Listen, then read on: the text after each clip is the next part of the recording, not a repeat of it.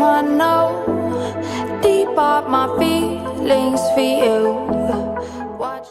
Welcome back to Reality Latest Gist, my good people. Welcome back to your number one channel for latest news on politics and many other cocoa with the sub for this our green white green country, so we be Nigeria. And now as they normally they do, we don't come back with breaking news, we don't come back with updates, we don't come back with fresh reports. We go like share with the general public. And the cocoa now be say tensions now don dey rise for inside Okpela for Esako East local government area of Edo State, as members of the community, even elderly and physically challenged men, they go stage protest against the appointment of a new traditional ruler of Okpela. And these protesters, so these countrymen now, we don't enter streets to do I no go gree, I no go gree. Most of them come from Ukomungo quarters of Okpela. They march to the government house for inside Edo State, Benin City, and they also march to the palace of the Oba of Benin. And as they march, they do the I no go gree waka wey we protest. They carry placards with various inscriptions condemning wetin them then describe as an illegal process will lead to the coming on board of the new monarch. And we now don receive reports say men don arrange, men don schedule say this new monarch, so men go install am for inside next month, which is July, for inside this year, so will be 2025. And also the protesters then object to the use of the title His Royal Majesty for the new monarch. And them now they argue, say it is very much exclusive to the Oba of Benin. That is, His Royal Majesty. Now something be say they're supposed to call only the Oba of Benin. They're not supposed to use them traditionally. They're not supposed to use them. They call Maobi traditional ruler of that community, Okpela. They're not supposed to use them for a traditional ruler. They're not supposed to refer a traditional ruler as His Royal Majesty. Those kind of level no dey right at all. And also, my good people, the Ukomungo community, they see they claim say now they are turn to produce the next king based on the traditional rotation system. But them now they allege say they have been very much excluded from the selection process. And according to them, individuals from other quarters of Okpela don hijack the process in contravention of the established rules where they govern the appointment of a new traditional ruler.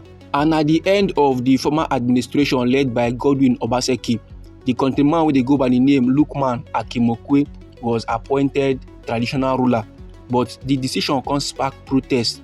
Now, as a result, the new administration under Senator Monday Okpebolo don't nullify the appointment and they don't order a fresh selection process, mandating that it follow due process.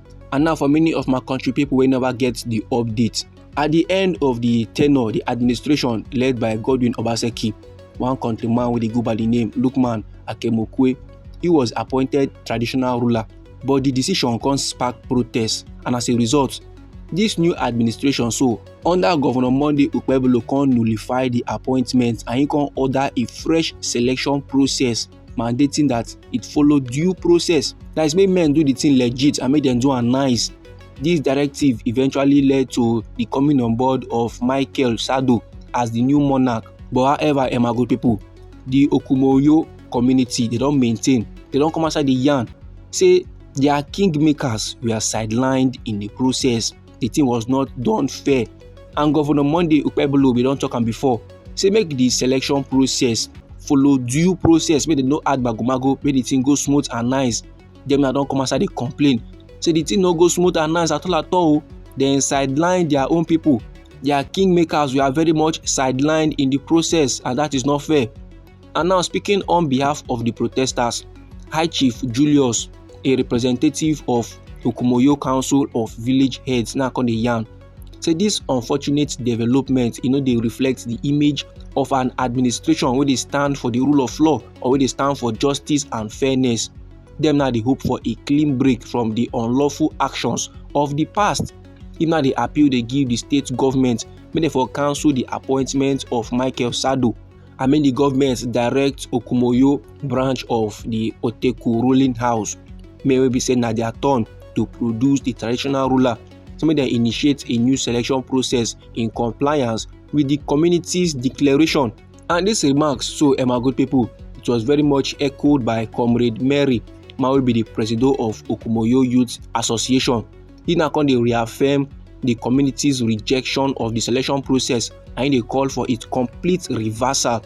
Some leaders of the protest later get closed-door meeting with the chief of staff to the governor, Honorable Gabi Audu, but details of this discussion now never dey disclosed.